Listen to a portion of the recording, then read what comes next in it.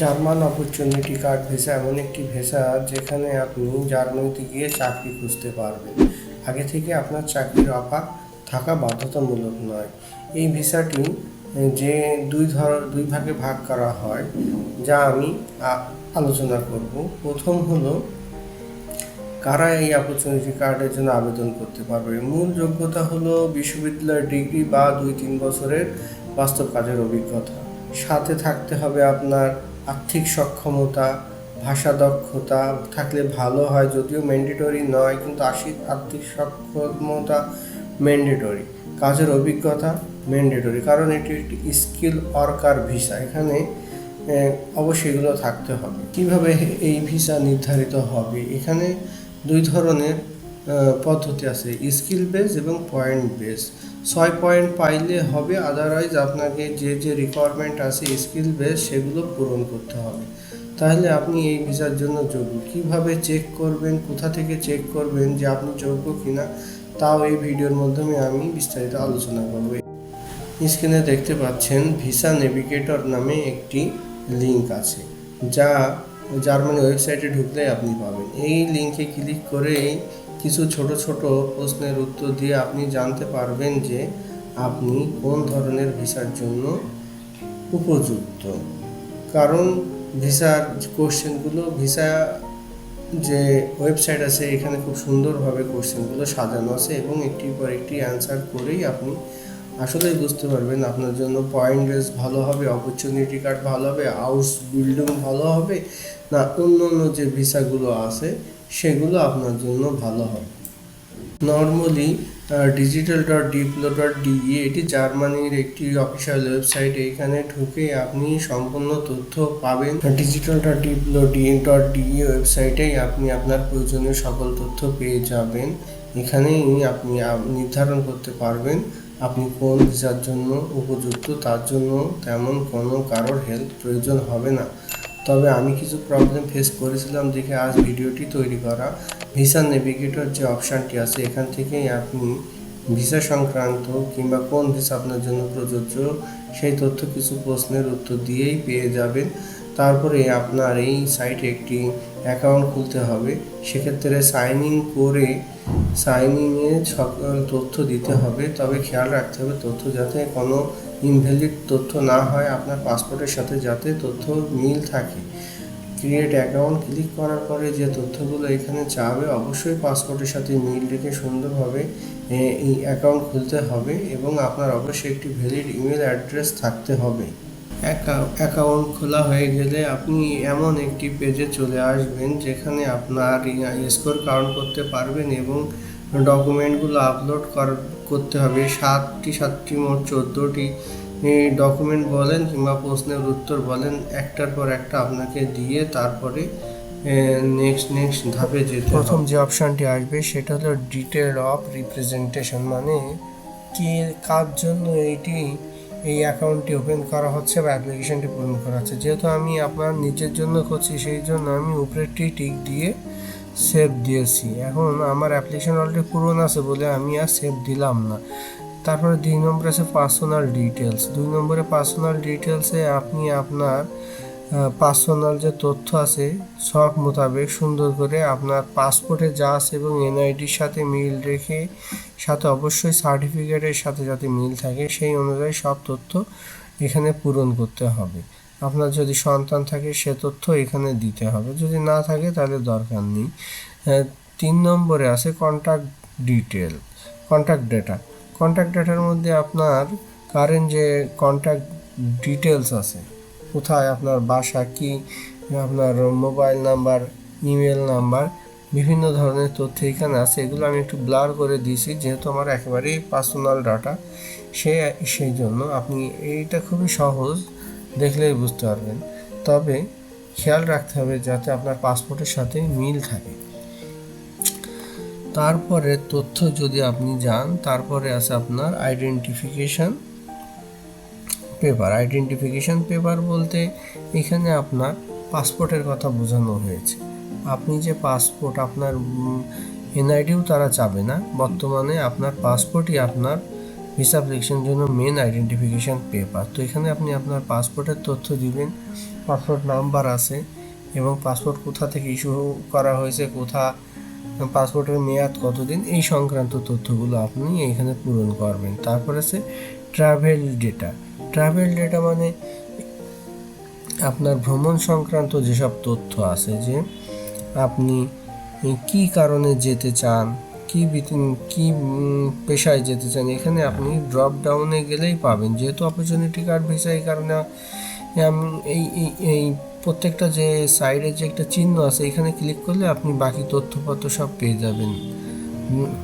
তারপরে এখানে দেখেন আছে যে আমি কোন তারিখ থেকে আমি ট্রাভেল করতে চাই। তো আমি কিছুদিন সামনেই আমার ডেট দিছি, তারপরে সেইখান থেকে কতদিন থাকতে চাই, 1 বছরের একটি ডেট দেয়, কারণ অপরচুনিটি কার্ড 1 বছরের জন্য। 6 নম্বরে যদি আপনি যান, সেখানে আপনার আছে রেফারেন্স।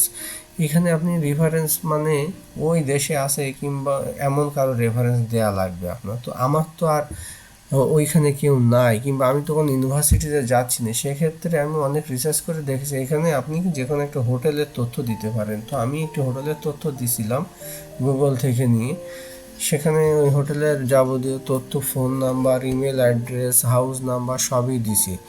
দেওয়ার পরে সেভ নিছে, তার আগ পর্যন্ত সেভ নেয়নি। তারপরে আপনার এইখানে আছে means of support and details.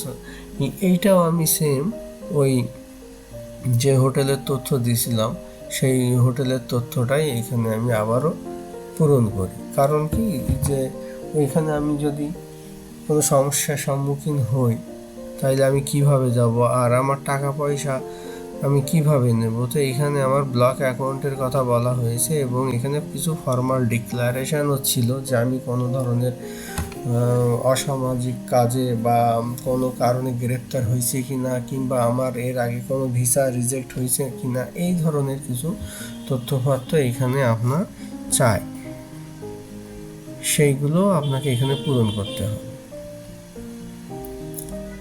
আপনি একটু যদি ভালো করে খেয়াল করেন এবং সুন্দর করে মনোযোগ সহকারে পড়েন, এই তথ্যগুলো খুবই স্বাভাবিক তথ্য। তবে সবচেয়ে সমস্যা হলো যে তথ্য আপনার কাছে থাকে না সেইগুলো পূরণ করা, যেমন হোটেলের অ্যাড্রেস, ব্লক অ্যাকাউন্ট সংক্রান্ত তথ্য।